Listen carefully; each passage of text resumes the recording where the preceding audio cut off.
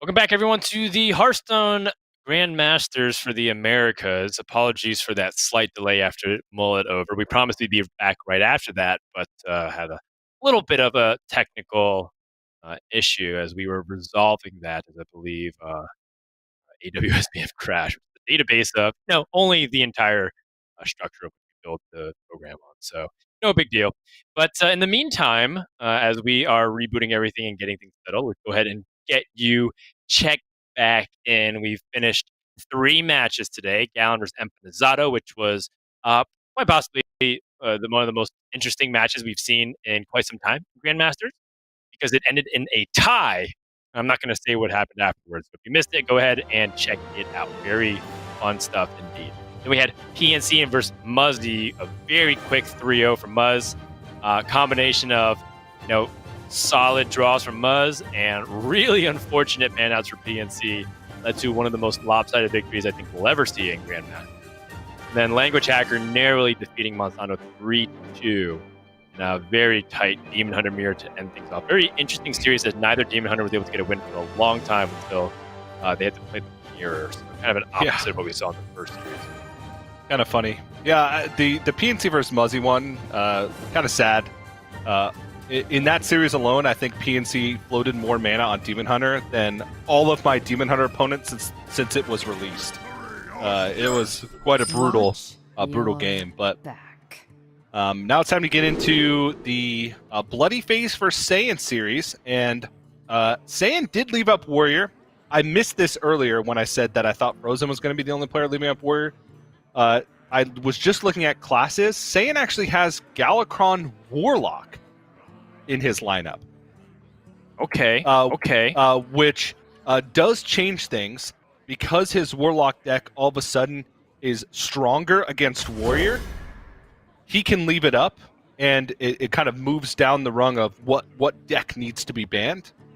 And it's a really interesting bring, and I was looking at it pretty extensively. It is the only Galakrond Warlock. There's 11 Warlocks total. 10 of them were Zoo, and Saiyan is the only Galakrond Warlock. And it does run like the full kind of early game removal package. The double Dark Skies, double Moarg Artificer with double Rain of Fire. So it's really just trying to control the save the board early. And it seems like Saiyan's lineup in general is just kind of a beat Demon Hunter, right? Because he has Frozen Shadow Weaver, he has all of the deal 2 damage AoE things in his Galakrond Warlock, plus the Sacrificial Pact for healing. And his other decks also have techs that seem to be anti-Demon Hunter stuff, including his own Demon Hunter, which is tech as much for the mirror matchup as you can get it. So we've seen Demon Hunter struggle when players are doing this to their decks. So maybe Saiyan's onto something. Yeah, and it makes sense too. In a format like Conquest, it often is the weakest link that you're trying to target. And that sounds strange when you're thinking about Demon Hunter as a weak link of a lineup, considering how powerful it is, both in terms of statistics and sentiment. However, you've seen people reasonably tech into it, and the reason why I think it's also effective as a strategy this weekend is because it almost feels like a guarantee that everyone will bring Demon Hunter. In fact, it was almost like a self-fulfilling prophecy. If everyone's trying to target Demon Hunter, but they bring their own Demon Hunter, they kind of make it so that Demon Hunter mirror almost determines it, so you have to kind of tech your deck to win the mirror. Really interesting to think about it that way, and also perhaps just goes to show you that Demon Hunter is beatable. You just have to probably slant your decks a little bit more than usual to beat it. And it's interesting too that you brought up the ban strategy, because that was something that we were talking about earlier when Hunter Ace was talking to us about how maybe Warlock is something worth being banned instead of Warrior. And we saw Saiyan do it, and we know that Saiyan and Hunter Ace are within that same practice group that loved going over theory crafting together. So certainly an interesting development here as we go into Game 1. I didn't think that we'd be at this point already, Dan, where players are targeting it, but it does make sense, and you brought up a lot of great points. Yeah, but the thing is, what I'm scared for Saiyan is that Galakrond Warlock looked kind of weak today. I'm actually specifically referencing Yarla versus Board Control earlier today, where it struggled to kind of consistently deal with outpour of aggression. Now, I know that we're not seeing Warlock being played here, and Saiyan's playing the Rogue, And he's also stuck on a turn if he wants to develop his Van Cleave here, or perhaps take it a little bit slower. But yeah, like this is going to be a longer series, so to speak, if Saiyan goes for a defensive Warlock plan compared to the aggressive tempo match that we've been seeing. And I think I'm curious to see how Saiyan will approach it. And all the more reason for him to try and plan out everything carefully, because based off the way the performance is for that Galakrond Warlock, I think you need as many games as possible to get it through, because it might actually be a lot weaker than it seems. Whoa. Okay, so that was a pass, and I wasn't really expecting that. What do you think, DJ? I need a second to process it. I wonder. So Saiyan could have gone for 6/6 Edwin Van Cleave. He could have gone for Coin Evil Miscreant. He could have gone for like Zephyrus plus Blood Cell Corsair. There was a lot of options there, but all of them left his future plays kind of stranded. If he uses the coin, it means that he hits his bigger stuff later. It means he shuts off either Edwin or Evil Miscreant, whichever one he doesn't play. Zephyrus has much better use than just getting rid of one Livewire Lance charge, like to target Anchor. If he did want to use Zephyrus for weapon removal, there's also very likely to be a point in this game where he needs Zephyrus just for a board clear. So I think Saiyan thought through all those options. He's like, well, if I do this, then my next turn is nothing. My next turn is effectively maybe even like Vendetta for 4 mana. Wait, hold on. Is he going for a Van Cleave here? Or an SI7 agent? Oh no, it's actually secret option number 3. He's picking up Lightning Storm and then playing his natural Edwin. Because the thing is, with Zephyrus, this is so good. Yeah, if you're introduced with this, you have an AoE to deal with a risky skipper board, and also you're still putting up maximum stats. This was very clever by Saiyan. I like this a lot. Yeah, this is really smart. So this is what his thought process was last turn. He said, with Vendetta in hand, I just need to Zephyrus and find any other class card, right? Any class card that's not a rogue card. And if I do that, then I still have Blackjack Center Plus Evil Miscreant, and so it still shores up my play for the following turn. And by getting Lightning Storm, it means that he also has AoE clear. I don't know if he specifically thought Lightning Storm would be an option. I think he just thought, I need a class card here. Oh! Wow. Acidic Swamp Ooze off the top. Things panning out so well for Saiyan. Bloodyface had to use Inner Rage and Rampage just to clear the Van Cleave, and now Saiyan has all the tempo on his side. You know, this was a really good line spotted by Saiyan, and poor Bloodyface just has to play very reactive. He does have one risky skipper, though, and his Horde Pillager can pick up another Ankar, which it did not. Well, Livewire Lance is still good because it's more fodder for a risky skipper. Sure, that's true. So that's obviously what he's setting up for. If Saiyan goes wide on board, there also may be an opportunity for Blood Boil Brute to come down if there's enough damage minions. Which, if that's the case, I don't mind the Faceless Lackey here because he also has another swing of Livewire Lance next turn.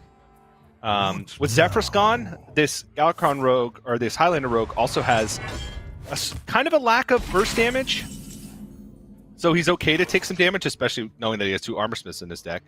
Like, if you look at Saiyan's Rogue deck, yeah, there's not even an Eviscerate in the deck.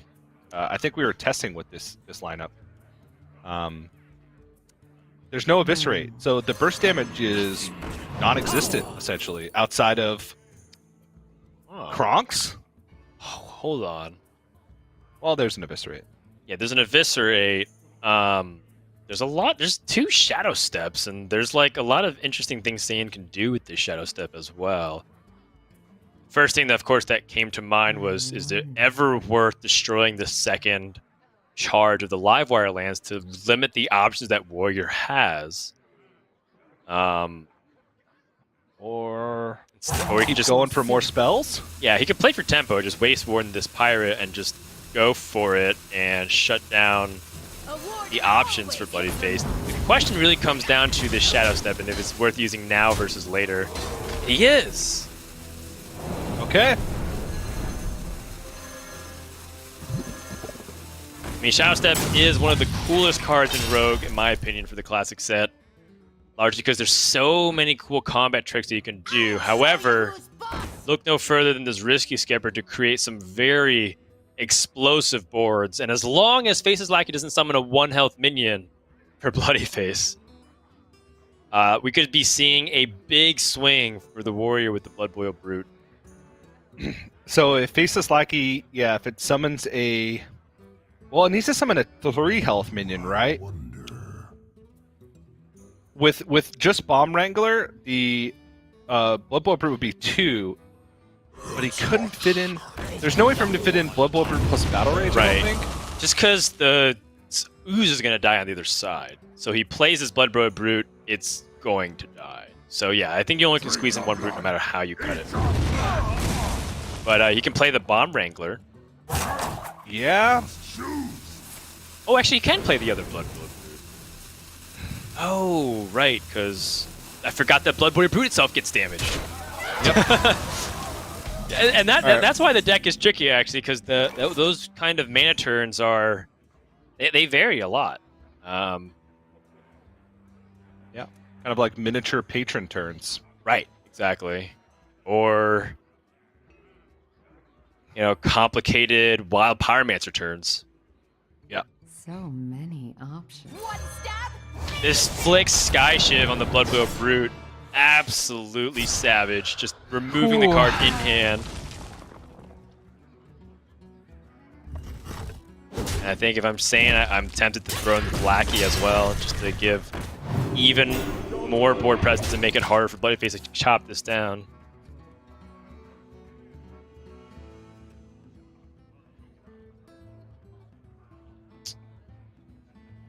This is a tough one. Yep. The last Risky Skipper, no Armor Smiths, his health is low. This Risky Skipper doesn't have a huge payoff outside of bombs from Bomb Wrangler, which at this point, Bloodyface, I don't know if that is enough to get him through, because then his Battle Rage would be stranded, his Armor Smith would not be stranded because he has Warmaw Challengers, and Warmaw Challenger plus Armor Smith can also be decent as long as you have something that it can attack into multiple times and still live. But still a difficult task, because if he doesn't play Risky Skipper this turn, then what does his turn look like? Yeah, there's still that spell from the Ethereal Lackey that he has to consider. He knows that there is something like Lightning Storm in the hand because it activated Vendetta. I think for Bloodyface, he's got to present the strongest possible board, and that involves Bomb Wrangler here. I was thinking about Warmaw Challenger instead of the Serpent Egg, and looks like Bloodyface agrees. I just think that's just stronger than Serpent Egg. You don't have a chance to activate the Serpent Egg. Only 1 damage onto Flick Sky Shift. Saiyan has 4 damage on board, 1 through the dagger, 4 through the eviscerate. That's 9. Not enough. Not enough. However, Face's Corruptor here is pretty good. You get the ability to use the Blackjack Stunner and Face's Corruptor here. Though, Zayn knows that there was a card picked up off of the Draconic Lackey that's in the far left of the hand that Bloodyface is holding on to. Right. That's true. And Blackjack Stunner is really your only way to deal with a big dragon. It's okay, he might be dead by then, TJ. That's true, and I think that's what Zayn is thinking here, because usually the big dragons don't have an immediate effect on the board. Like if it's Ysera Unleashed or Ysera by itself. Right. And so like holding on to Secret plus Blackjack Center to deal with big dragon that may or may not be there. It could be just a situational card, like Twin Tyrant that Bloodyface just wants to hold on to for something else. Yeah, what a good trade there from Saiyan. killing off the Warmaul Challenger, I'd be tempted to push face damage so that you kind of guarantee 2-turn lethal if your opponent can't answer your board. But Saiyan wisely picking out the Warmaul Challenger, recognizing that Bloodsworn Mercenary and copying effects are really powerful. And this is a matchup about the board presence, board control. Who can be the one who has commanding position to push damage and dictate the trades? Bloodyface does have an opportunity to still develop into this and potentially even clear the board. He's worried about Bamboozle. Oh, yeah. Because that's a 9-drop. I feel like you lose to Bamboozle almost no matter what, though. Yeah.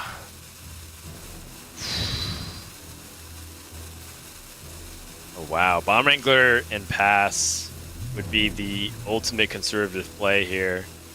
And I think Bloodyface is out of time. He's got to do something. Looks like he's setting up for Deathwing.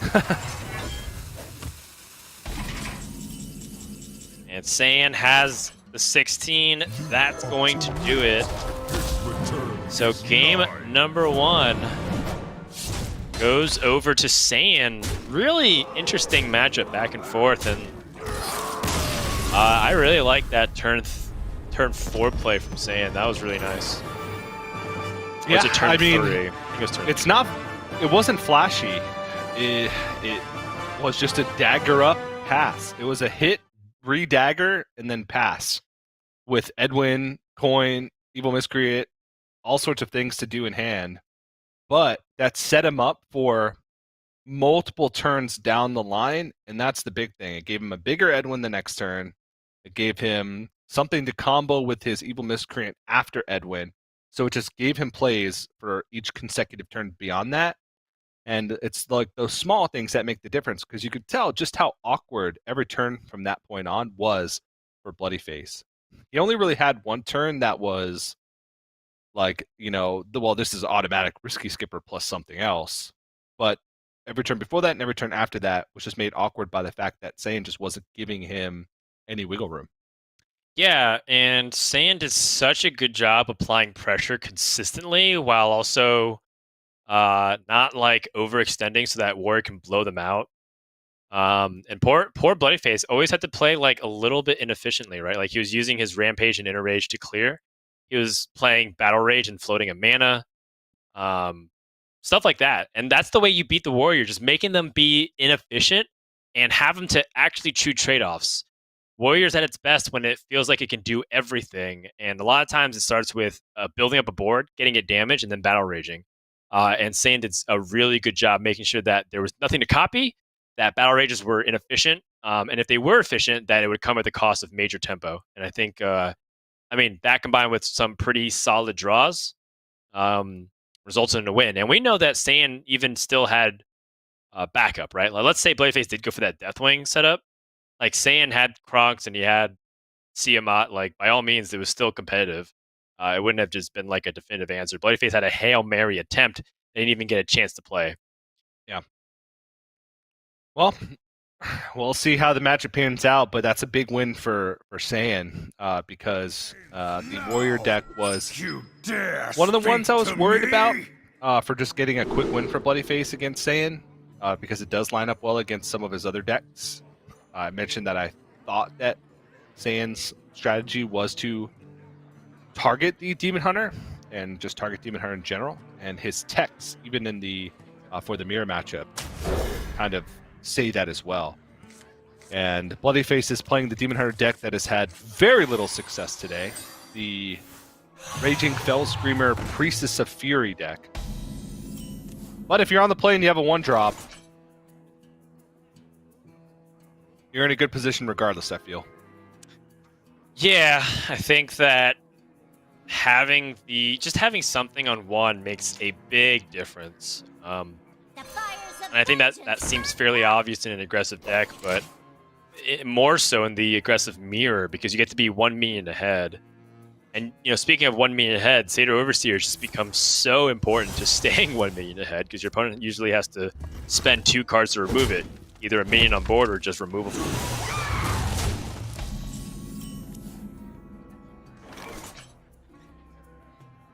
Wow, wow. Well, gonna have to put that Crimson Sigil Runner on ice just for now, while Saiyan grabs this board real quick. And bloodyface loses the Outcast on that I-beam. So bloodyface doesn't get the convenient clear on anything and finds Metamorphosis. That also is going to make Altruist even harder to play.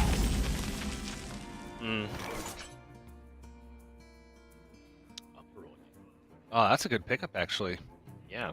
This allows him to dump his right side Outcast Crimson Sigil Runner, still clean up the board, and kind of rest the temple back. And bloodyface is kind of stuck with a little bit of an awkward hand. You mentioned the I-beam losing its Outcast. Now it's stuck between two very situational cards.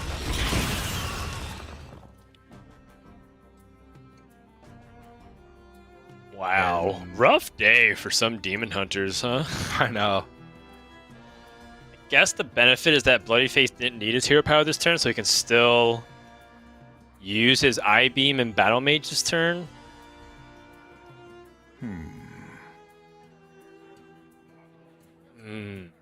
Oh. Could also convince me that saving I-beam would be good because you can play Altruist I-beam. But I mean, next turn seems to be taken up by the Warglaze of Azzinoth. And Yeah, because he's going to be giving up tempo regardless this turn, right? right. The only thing is that it gets that out of the hand now, and you don't want the Azzinoth to be cleaning up 1/1s, right? Time grows short. I grow impatient.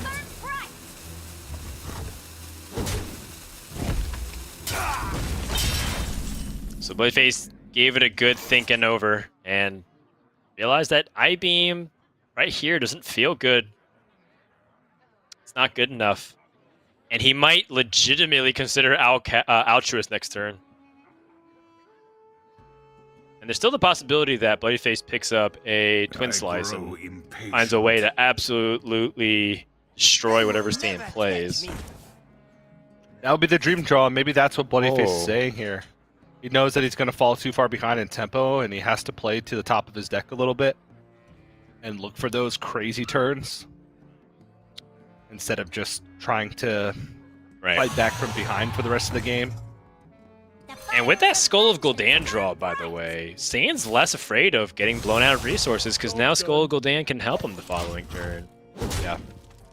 And he also knows that it would have to be Altruist plus exactly Twin Slice. And that's just very low probability. Kayn Sunfury comes to the hand here for bloodyface. That's not going to do anything. And I think it has to be Altruist plus the I-beam here. I mean, it cleans up everything but the Battle Mage, but yeah, it gives an easy trade for Saiyan, and he gets full initiative. Right. But bloodyface has some heavy hitters. I mean, that does sting. Oh, jeez. I guess at least you have 2 turns of draws? Yeah. Wow, that's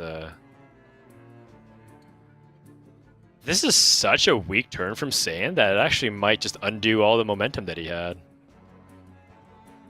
I kind of thought that Saiyan would, as long as he picked up something reasonable to develop here, it would have been fine, but this is brutal.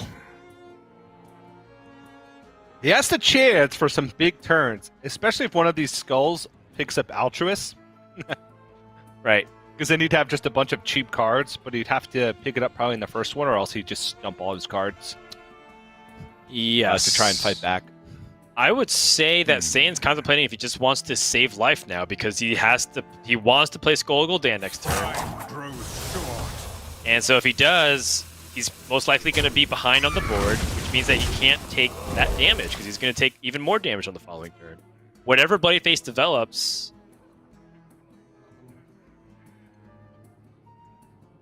In this case, bloodyface could set up the Kayn Sunfury, because it's just a minion that's going to get repetitive damage on the board. Yeah, seems good to me. And now Saiyan has to make a comeback here.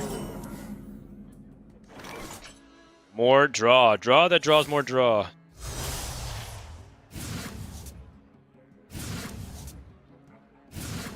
Okay, well. I mean, that is bored. Yeah, I still have no way to deal with the Kayn, and the life total is what I'm worried about here. Right. For saying 17 taking almost a guaranteed 3 next turn. Yeah, it's not exactly clear if it's a guaranteed 3, but we know because of the Warglaives of Azeroth it'll be a guaranteed 3. Yeah. And Bloodyface isn't super high on life either, so he has to really contemplate whether or not Warglaives and trade down a bunch, chip away at his own life is enough. Right. Maybe Bloodyface ends up just metamorphosizing and then going for Warglaives in the following turn to get through taunts and clear up and go for the win. Still a tough position though, because remember, this is the next draw on Saiyan's turn. He doesn't draw this immediately. So if he picks up something, has to keep in mind what he's going to try to see if he can skull a Gul'dan the second time around. Does not end up going for a twin slice. Looks like he is really hoping for Altruist or some other way to activate this twin slice in a meaningful way. I mean, granted that he didn't have much to do outside of buff the Battlefiend by 1 attack, so it's not like that did anything.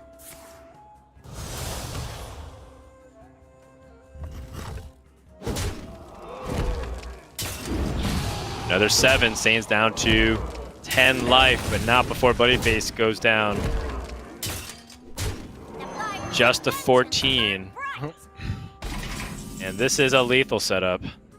Oh yeah. What can he even pick up from Skull? He can pick up I-beams. Yeah, I-beams.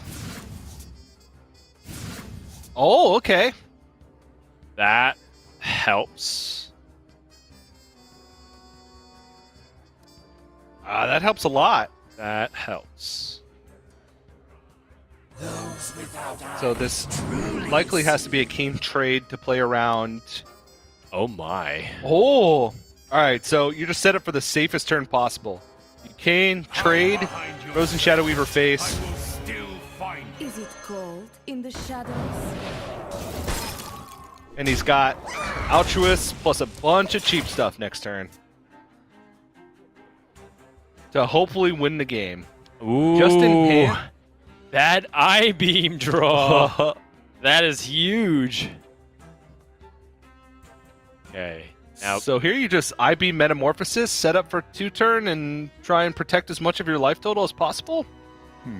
yeah, I-beam always happening. Metamorphosis always happening. The question becomes, what do you Metamorphosis hero power? Is it too risky to leave up these minions? Bloodyface doesn't even hesitate. He just goes for it. Yeah, and plays around I-beam. Doesn't play around Setting up 2 guaranteed I-beams. lethal. Does not play around 2 I-beams, no. Well, he does, unless his face gets frozen. Is this enough, though?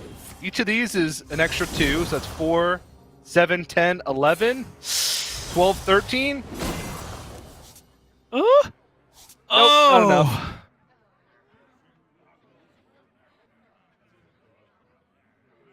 He needed Chaos Strike to be on the far right. Because that would have been 3. So it would have been 11, 12. No, he still would have been off. He needed Chaos Strike. Right, he didn't have enough mana. Demons. He actually needed I-beam, I think. No, he still would have died. I don't think there was any way out there, honestly.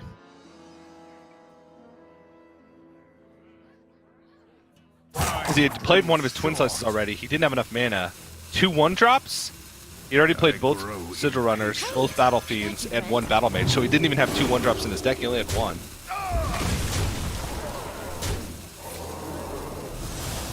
Just a few damage points short.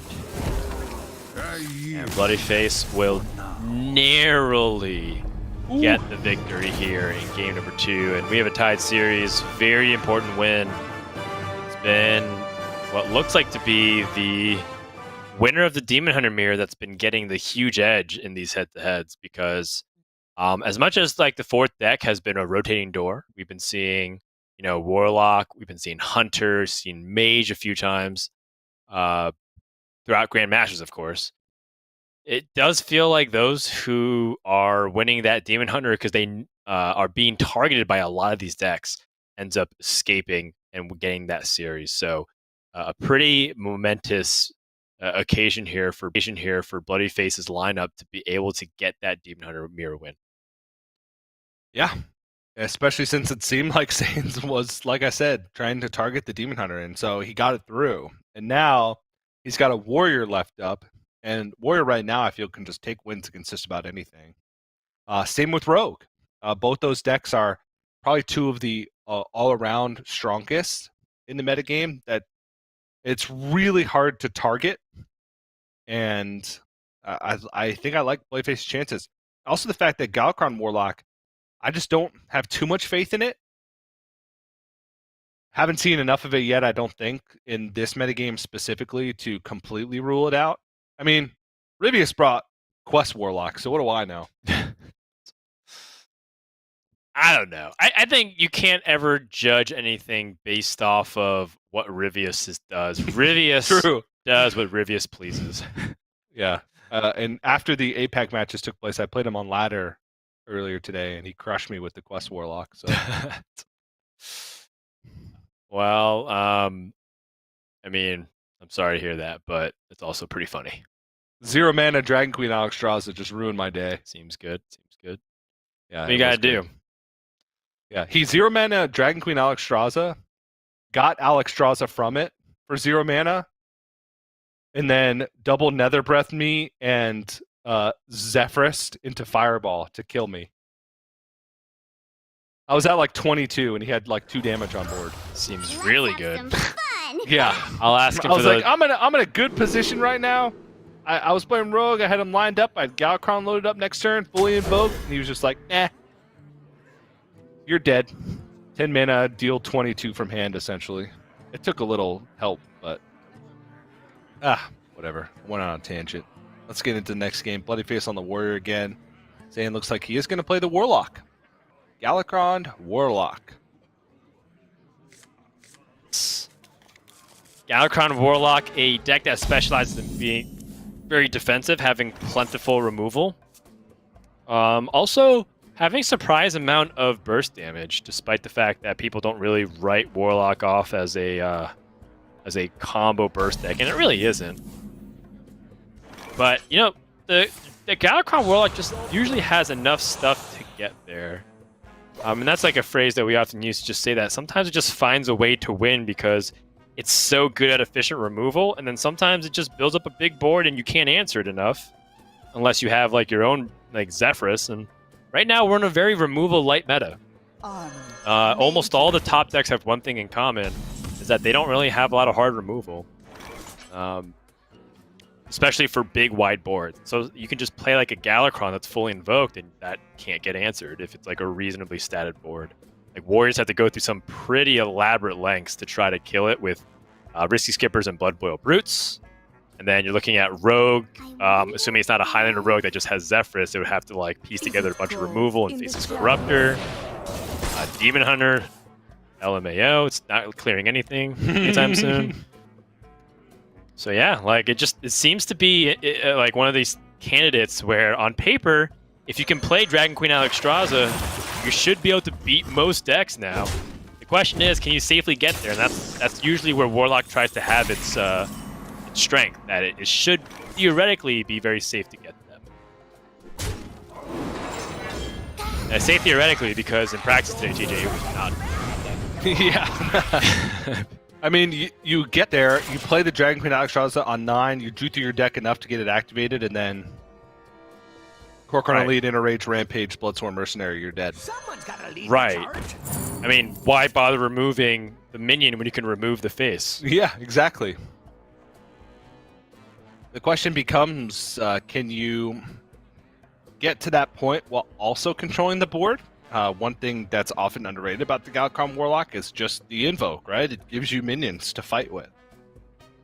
And those minions, while they may not be super high in power, are incredibly annoying to deal with. And Bloodyface doesn't want to play Risky Skippers just to remove these 1/1 Ibs from the board. He wants to play to activate his stuff, get Battle Rages and the Blood Boil Brutes online. To get face damage with Bomb Wrangler.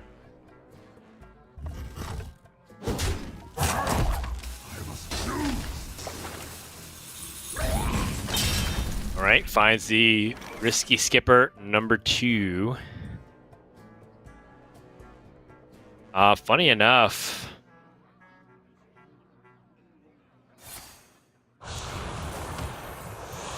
Saiyan is ahead on board, and that's usually not something that you can really say about the Galakrond Warlock very often. It's not a very strong board. It's easily wiped out by 1 Risky Skipper, but usually Warrior, or just most classes can get on the board faster than Warlock, and I often kind of evaluate how good Galakrond Warlock is doing based around starting from these turns. If Warlock's ahead from this point in the game, I would say that Warlock's doing in a great spot. However, the thing about the Warrior deck is that it's capable of playing so many different styles. It can play very aggression oriented. It can play very defensive and like reactive, and then like draw a bunch of big combos. And also just play like a mid-range, like try to go for a commanding tempo swing for 1 turn, and then from there put the foot on the pedal and really press in for the game victory push. So you can't really judge a Warrior based on the cover of his first few turns here. They can do everything, Dan. Right. They don't do anything in particularly super overwhelmingly powerful, like except for drawing cards. But that turns out to be one of the most powerful mechanics you can ever do in any game, any card game, which is drawing cards. And that seems to just be enough to get Warrior to do most things. Yeah. That's the key. Yeah. Outside of Bloodsworn Mercenary copying like a really big buff thing, Warrior doesn't actually present like a high amount of aggression. Like there's decks that can provide even bigger tempo swings like Rogue, and there's decks that have even bigger combos. But at the same time, it's just like no one does it as efficiently as Warrior and can do all of those things, which is why it feels like Warrior is just one of the best decks because of how versatile it is. And a lot of times in card games, we evaluate strength of a card or deck based off its versatility. The more narrow something is, the weaker it tends to be, unless, of course, it's so high in power level that it is inarguable to put it in. As you can see, bloodyface, for example, going for a tempo swing, and it's not like the most impressive battle rage, but it's still important that bloodyface goes through his deck so we can just continue to increase the options and present threats to Saiyan to clear here. Yeah, honestly, every other play that he made would be pretty weak to just the board at hand, right? The only other play that's kind of was available to him was to go for like a Captain Greenskin. But then another breath would completely shut down his board, and Kronks would just keep pushing damage, and then his opportunity to draw cards with Battle Rage would be limited, and he'd have to wait till next turn, and then he takes more damage from Kronks, and then that just kind of snowballs from there. So this is a nice play that makes the board difficult for Saiyan to deal with, can challenge the Kronks most likely, but still draws him cards. So I like this spot. Yeah, there was this deck a couple of years ago called Big Spell Mage, and it was like a really defensive deck that like always tried to clear through Dragon's Rage and just like played a bunch of very high cost mana spells and destroyed everything. However, there was times where that mage would just stick a minion and then use like all their offensive freezes to just keep pushing damage with 1 minion. Yeah, and then sometimes just win the game because there was 1 minion unanswered and it just kept going face. And usually it was like a free Arcane Tires. And I always found those games really hilarious because it was like, they basically play very mid-rangey at that point. And I feel like this Galakrond Warlock is in that similar spot where sometimes if it just sticks a threat, it just keeps pushing damage. And by the way, I have Nether Breath and you die. So it's so interesting to me that this Warlock deck is being played as often as it is. That being said, this looks like a bad spot for the Warlock to be in. A lot of bombs potentially being driven or being placed on the board, and Saiyan's in a tricky spot here.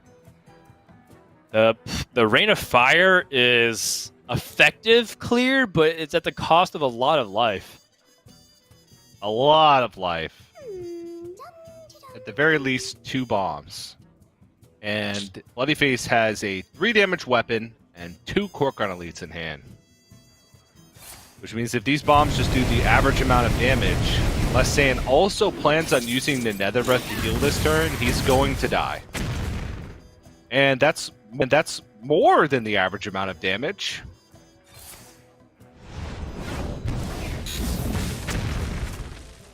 Okay. Jeez. So 8 damage spread across 3 bombs. That is right around the average. Oh, he can Nether Breath. But it's not a minion, so it only Not heals. a minion. He has to Nether Breath. He would have to Nether Breath his own Morg Artificer to gain 8 life. And he is And this should dead. do it. Yeah, Yep. there's 2 Korkon's Elite. That's 11 damage. And Bloodyface and charge forward for a game 3 victory.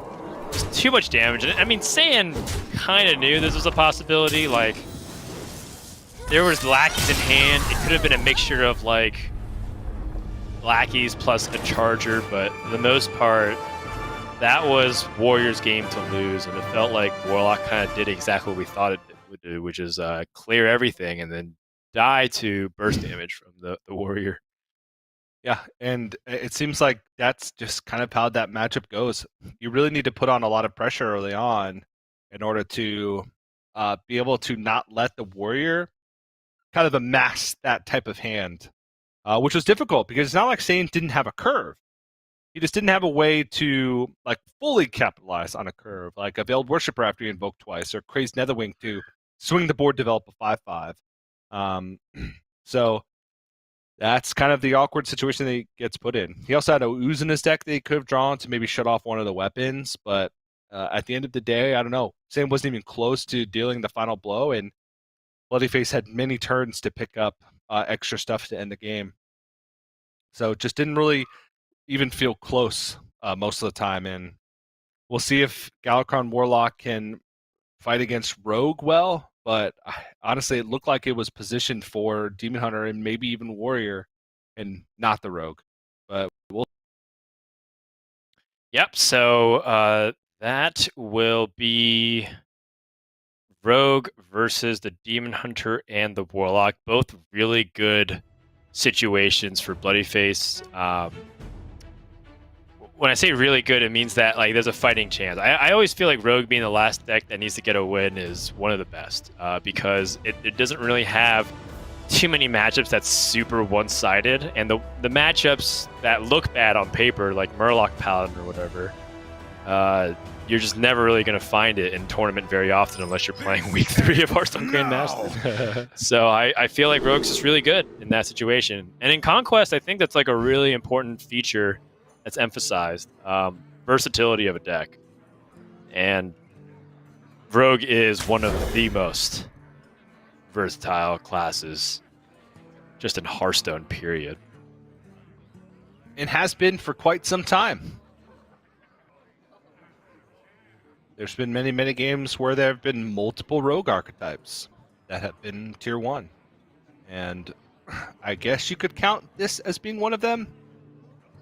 There's kind of 4 that are viable, depending on how you want to categorize them. There's Highlander Rogue, there's Galakron Secret Rogue, there's Galakron Stealth Rogue, and then there's just normal Galakron Rogue.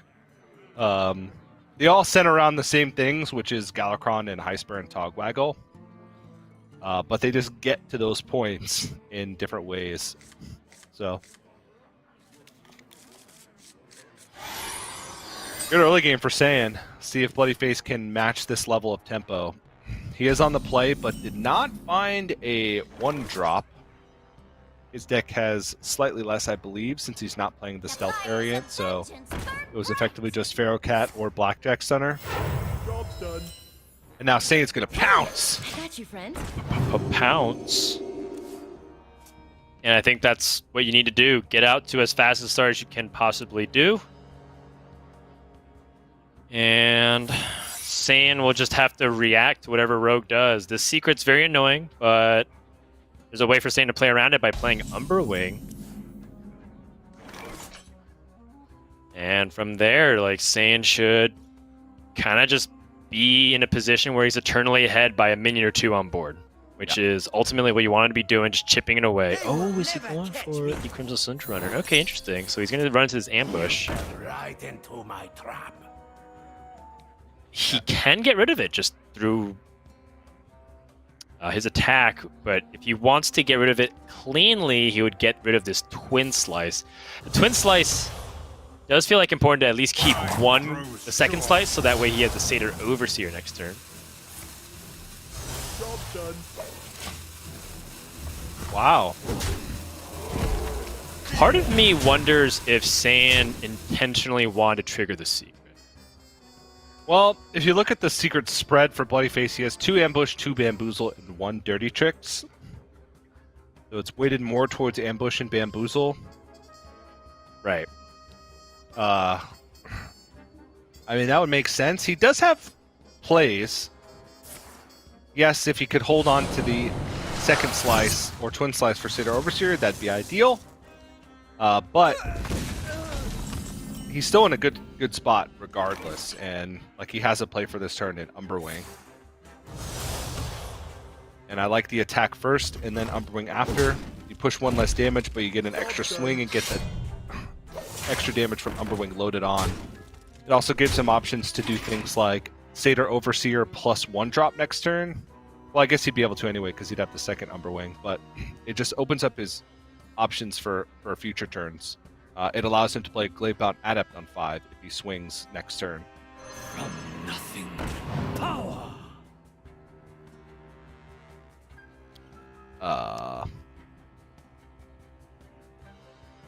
Yeah, not really the best spells here, but still at least gets to combo in some capacity. If he plays Eagle Miscreant, gets lackeys, and I think ultimately he just needs to have higher impact plays. So I like the Eagle Miscreant here, even though he had an opportunity to fight back onto the board through, say, Dirty Tricks and the Blackjack Stunner.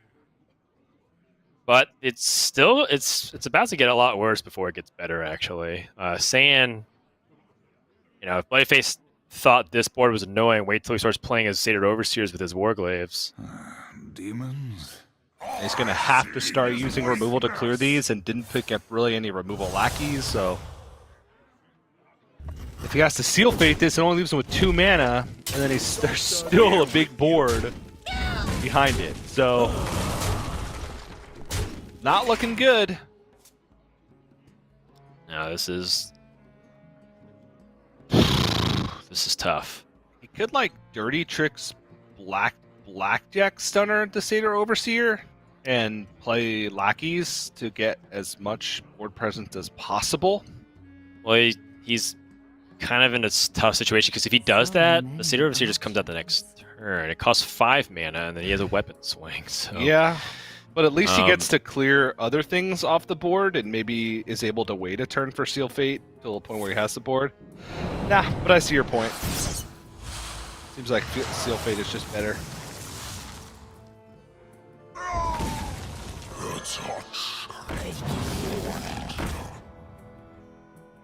okay. Great Dragon's a reasonable target to use Titanic Lackey on, because the Demon Hunter can't interact with it too meaningfully. Oh my. He could ignore it. Yeah, that's what I was saying. The Kane Sun Fury is kind of funny draw here. I don't know if that's the right play, though. This might be a good turn to set up for Warglaives, because he has Satyr Overseer as a follow-up. I grow Right. impatient. I mean, we are getting towards a flick turn, which could be a punish for trying to go big with the Satyr Overseer, but it's not really that big, because he's going to have a bunch of other minions that have stuck around. Yeah. And Saiyan doesn't even have to swing more than once here. He could if he wants to push a little damage to the face. But he also could save it for, as you mentioned, the second Overseer. And he also is thinking about how he wants to do these trades. He could choose to be efficient with and trade exactly 1 damage into these 1/1s, but he could also overtrade, get the value having these minions stick on the board and present more damage. And I think because the way this game is shaping up, and Saiyan is a little bit low on card resources, but still has cards like Spectral Sight, I think he feels like he can still go longer. Sometimes you see aggro decks in this position, they try to rush the damage and say, you know what, I need to squeeze out every point of damage possible because I don't know if I can keep playing this game too much longer. But Saiyan's still in a pretty good spot here. So many options. Yeah, it's really on bloodyface to try and find a way to get back in this one. And he doesn't have too many immediately impactful cards in his hand right now. Sure, Dirty Tricks might be able to dig him farther in, but that's if Saiyan even plays a spell into it. Don't let the door hit you.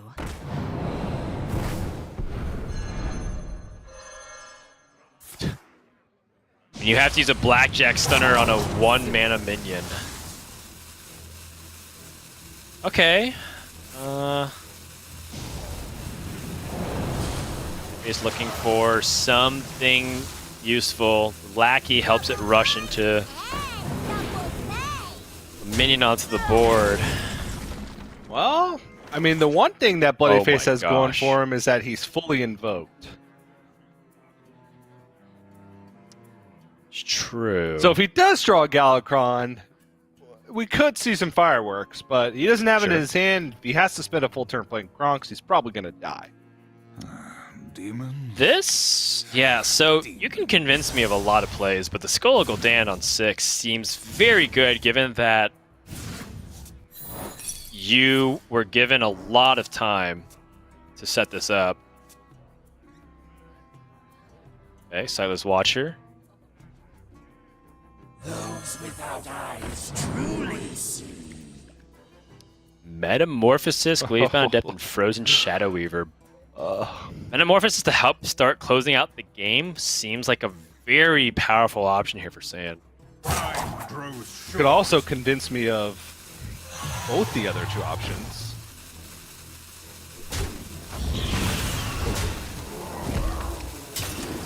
Because Gleefbound Adept also kind of helps you close out the game, and Frozen Shadow Weaver could solidify tempo on the board. Well, If he just had like a lackey to set up defense. yeah. Because right now there's a guaranteed 8 plus 5. There's a guaranteed 13 on board with just a hero power. Right. It's too greedy, unfortunately. Yeah.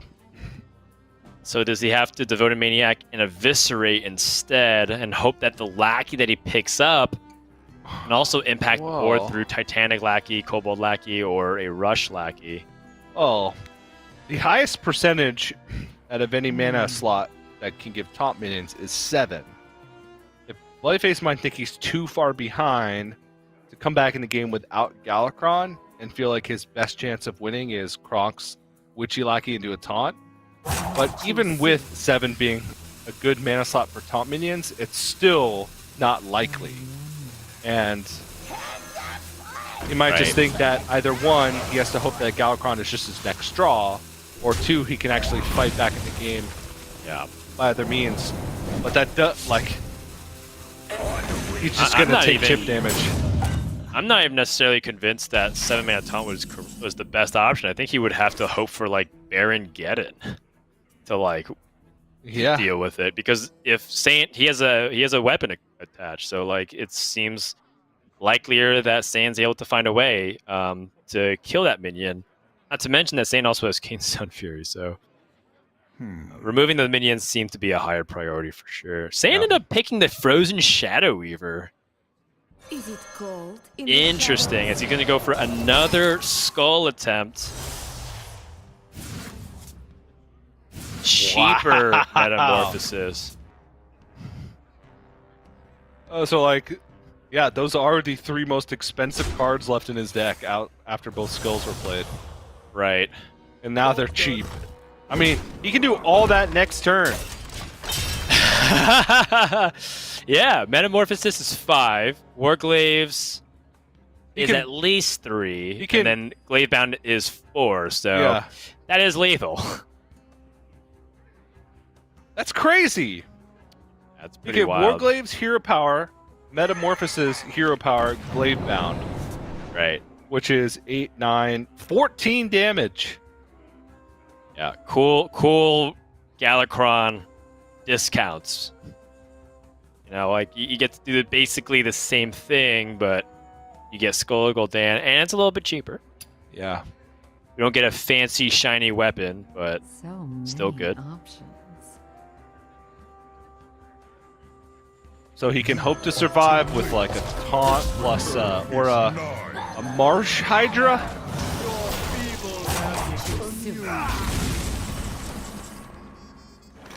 That is a taunt, but he is dead. He is very, super dead. very, very dead. Yeah, and good guy saying not gonna show more than he has to. Yep. And bloodyface is now disappearing into the darkness. As Saiyan has turned his lights on, recognizing that indeed the sun has set. Yeah. I haven't And, said yet. Not here. Not yet. We still got but- like 3 hours. Really? Let me see. This shows how often I've gone outside. Yeah, sunset in LA is like almost 8 p.m. 7:44 p.m. You are correct. Yeah. Wow. Okay. So that's still 2 hours from now. Yeah. Rogue versus Warlock to wrap things up here, TJ. Well, I mean, it all comes down to this. Can the Galakron Warlock muster up a victory? And the matchup is very close. If you look at data, it is with the version that bloodyface is playing, which is the secret version. It's not a huge sample size, but it's very close to 50-50. So, Yeah. I don't know. I don't know which one to call this. I don't think the tech decisions on either side make a huge difference in adjusting that sample size. So we'll have to see. It's a toss-up, and it's going to put Saiyan's Galakron Warlock to the test because that's where he differs from a lot of the players here. Is he's the only player to bring Galakron Warlock. A lot of players brought Warlock, but they were all Zoo except for him. So he must have been thinking something different than the other players. And I am curious to see if that's going to pay off. Yeah, it's interesting because I filtered some of that data and the win rates are pretty consistent. A lot of times when you go up the rankings, matchup percentages change, even to the point of completely flipping. It could be like 55-45 in favor of one class, and then if you just like select for top legend only, it ends up being like the opposite. But in this case, it is, as you described, pretty much 50-50 across the board at all ranks. Which tells me two things. One, the average draw is very equal in power level. And then two, when you have like powerful versions of the deck that's been refined and optimized, and you have really good piles on both sides, it still doesn't change the matchup, which is interesting. You don't really have too many matchups like that in Hearthstone, quite frankly. It's refreshing. Well, yeah, and also to, data is something that needs to be interpreted. You can't just kind of take it at face value all the time. Otherwise, you're setting yourself up to make some very poor conclusions on a case-by-case basis. And so, in this case, a lot of people ignore completely lower-end data, but I think sometimes it's worth evaluating just to at least get a semblance of what the big picture looks like. That being said, you don't always use bronze data to analyze everything. It's also asking for yourself to get hurt. Say bronze data? Oh, okay. Okay, so the thing is, it's kind of rare for bronze players to be contributing a lot of data to things like HS replay tips. No, I see how it is now. Just a bronze hater. You are also bronze every month. It's true. No matter what, we're all bronze at some point. It's true. I didn't get a chance to play for the first couple of days because I was casting TJ. So I So was you were bronze for a few days. for longer than the rest of us. I was bronze for a couple days this month, TJ. Jeez. Yeah. Doesn't take much of a player, whether you're bronze or legend, to understand the value of double backstab Van Cleef early on. However, as we mentioned, Warlock is a deck with a lot of removal, so he didn't have the Plague of Flames or anything ready for that, but still solid enough. So he thinks. Yeah, so he thinks. He spent a whole turn trying to set up to be able to kill this Van Cleef, and he won't be able to unless he picks up something off the top that can kill it. Because it's very likely that bloodyface will taunt up either the Lackey to block Devoted Maniac or the even just the Edwin. Right. So many options. Well, I mean, looking at these options too for bloodyface, Head crack. So yeah, I actually was thinking about head crack. So, unidentified contract. Obviously, if you can land it onto like an ideal scenario, great. You know, like land it on like a Dragon Queen, Alexstrasza, and whatnot. But I mean, that doesn't really handle the situation very cleanly because you're committing all your mana to remove one threat, and if you're handling only one threat from the Warlock, a lot of times, and it takes up your entire turn, a lot of times you're losing.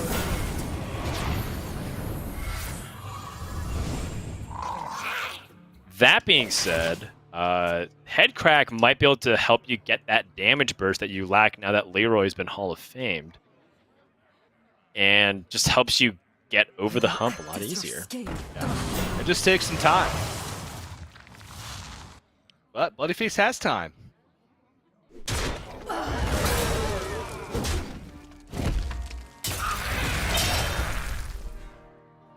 Zayyan's definitely playing on the back foot here. Bloodyface contemplating this trade, and he really shouldn't, given that he has High Spear and Togwoggle. Yeah. Trading into the 1/1s is kind of a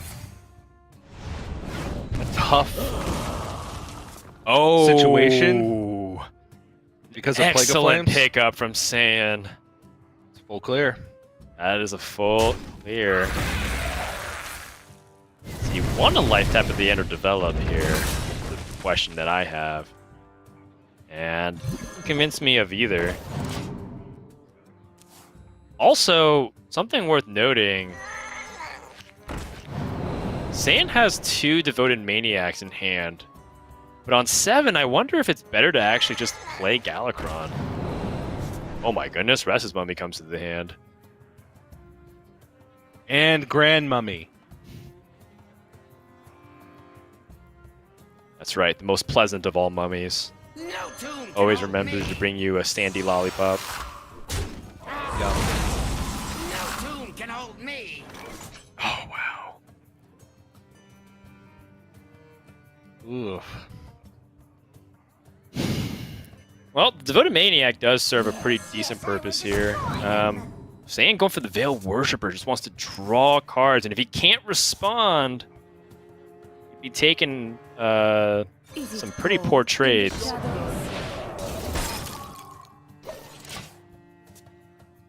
Worked out great. Yeah, worked out nicely, and he does have a good amount of power on board. Yeah. And now he's got Plague of Flames, so Devoted Maniac Plague of Flames is a solid board clear. Exactly. He doesn't have to feel pressured to play the Galakron early, I don't think. It feels Right. like he can wait till Foe Invoked out because he has the defensive tools to back it up. Mm-hmm. But Heisper and Togwai are going to come out here. Aggressive stance. Not going to even bother clearing off any of saying that if you do clear, you have to present the evidence to show that you can do it. Thing is, Saiyan doesn't even have to use Plague of Flames. He can just double Devoted Maniac.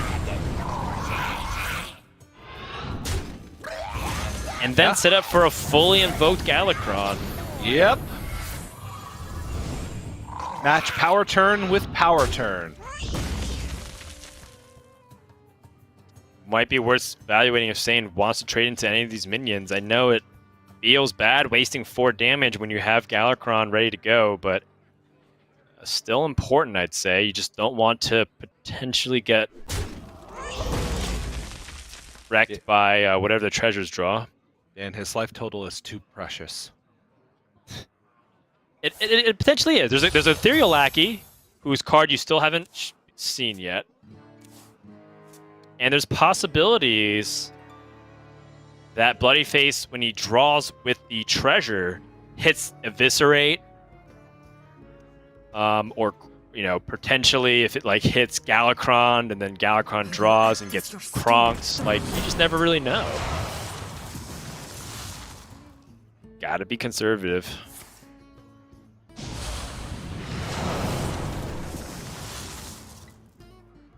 Oh, wow. Imagine this rips the Fan of Knives.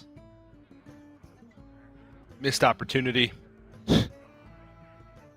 Daring Escape is particularly interesting to me just because it feels like such a fun combat trick when you have a lot of really cool battle cries in hand. Seems like he instead favors the ambush just to help get a little bit more tempo. Daring Escape is a value-oriented card.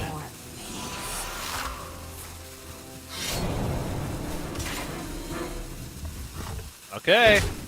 So, pretty defensive turn here from bloodyface. Yeah. Or rather, slow turn. And Saiyan could go Plague of Flames, Galakron. He could just go Galakron. Check for Bamboozle first, right, because he still has Plague of Flames mana. Yeah. But with Alex Straza, if he gets some decent-sized demons from Galakron, he could realistically be setting up a 2-turn lethal. Right. So he sees that it isn't Bamboozle. That was the first attack. So he knows that this is likely to be Dirty Tricks. Well, I mean, he knows it's guaranteed to be Dirty Tricks or Ambush. Yeah. Dirty Tricks requires Saiyan to play a spell to activate it. Ambush requires him to play a minion. He can choose to do neither by playing this Galakron.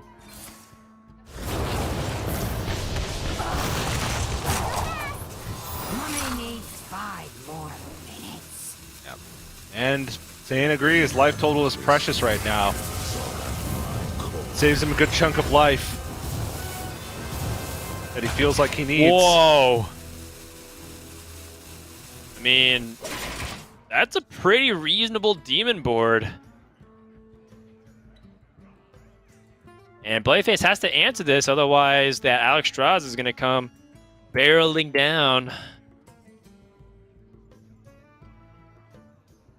I guess it was about an average demon board now that That's I pretty average. Yeah. Yeah. A lot of sick demons, but there's also a lot of bad demons. Right. I think I just got excited because this was oh no, Xavius is basically the replacement for the old Illidan. Illidan Storm Rage, whereas whenever you played a card, you would summon a 2/1 Flame of Azzinoth. And now, well, Xavius instead basically does the same thing. Character flavor is different since now Illidan is a hero. Yes, he is, Dan.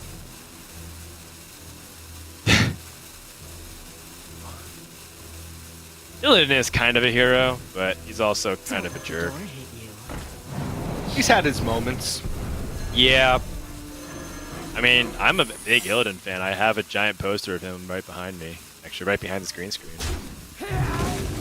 Oh, that would have been so cool. I should have just made the Illidan poster my green screen. So then there would be an outline of... It'd be a dark outline of Illidan. Yeah. Alright, so... A second secret played. They proc the Dirty Tricks last turn. Right. If you play a minion... If you play Moarg Artificer, you will summon the ambush minion, then you can craze Netherwing. And then you can Nether Breath and gain 8 life. That is kind of extreme. I don't think you necessarily need to do the Nether Breath at the end. Well, he'd have to Nether Breath a minion before he crazed Netherwings. You could Nether Breath your own Moarg Artificer. Because it'd be at 1. Ah, that's fun. Yeah. You Uh, nether breath your own artificer. Time is burning out. Maybe Alternatively, you worth can it? just play the imp. I bring light. Or he could just Alex him in the face and smack him. Oh, yep. That's also entirely plausible. He can just go and push 5 to the face here. And set up a lethal, because he has Crazed Netherwing, Nether Breath, and the weapon. Yep. And Bloodyface doesn't have Galakron. Does have a Titanic Lackey, Right. but he could go Crazed Netherwing, Plague of Flames, Nether Breath, weapon hit. Oh yeah, this is great recognition from Saiyan to understand that he has a very good chance to end this series. And I was just thinking about pure defensive maneuvers. But why give Rogue the time? Oh, Plague of Madness Oh! takes away 5 damage from your opponent. Oh! So that's good. Saiyan would be 1 off. Unless he draws a second Nether Breath. Unless he draws a second Nether Breath, yes. Okay. And Saiyan will take damage, also playing his own Nether Breath.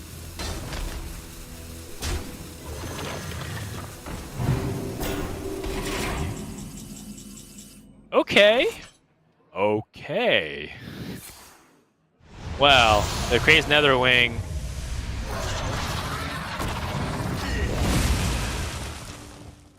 Still gonna go for the play. He just has to kill him over 2 turns now. Right. The Plague of Flames. Plague of Flames is interesting here because it also activates Dirty Tricks, right? Yes. And so he would give him the opportunity to draw the Galakron if it was Dirty Tricks. But it's not.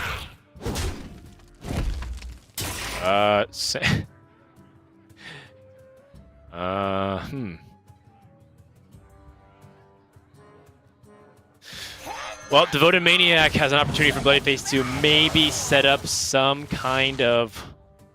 He has to eviscerate a 1/1. Yeah. Well, he got a Titanic Lackey.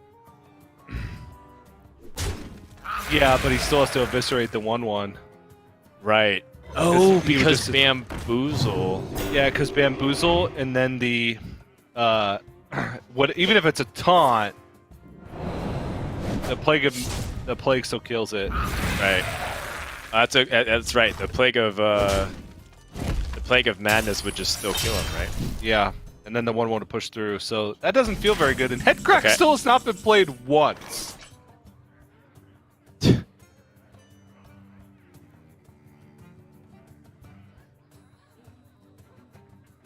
Right. In this case, I would actually just prefer Sprint. But Bloodyface has a small chance. Very small chance. He also knows that there is an ambush. And he knows about Bamboozle. Yeah. I will act as your scapegoat. Shield of Galakron. You fell right into my trap.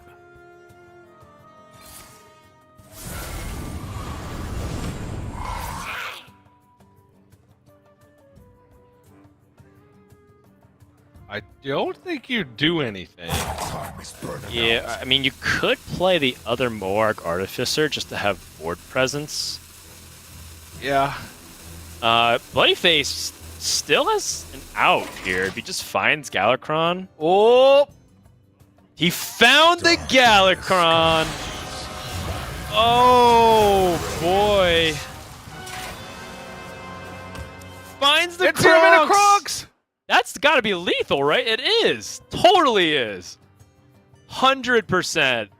Bloodyface needed a 1 out of 10. Return is not. Lands it, and Saiyan's Galakron Warlock, which we were worried about at the very beginning of this series, Prophecy has come true. Galacon Warlock unable to win a single game. And bloodyface will take the series in dramatic fashion. He had to 3-2. eviscerate a 1-1 at 1 health and still won. That is insane. And the aggressive gameplay from Saiyan, I still stand by me liking it, because there's not many things that make that play bad, right? There's not many things that punish it. I'm trying to think anything other than Plague of Badness, and I just can't. So I still like the play, even though it didn't work out ultimately. And maybe if he had gone for a more tempo-oriented play and dealt with the ambush and had just a bigger board in general, maybe that game turns out differently. But that's just a weird pan out in that circumstance that Saiyan maybe accounted for, but said it's a one-off. That's unlikely. Right. But bloodyface, wow, 1 health, stabilization off the back of just the bamboozle Titanic lackey that Saiyan couldn't attack into. Yeah, plan your outs. Did Saiyan overextend and get a little bit too greedy or rushed a little bit too quickly? And I think those were questions all worth evaluating. I don't hate the lines of play on either side. I think that they found really creative ways to try to make it work. So overall, fun series back and forth, but that brings us to our last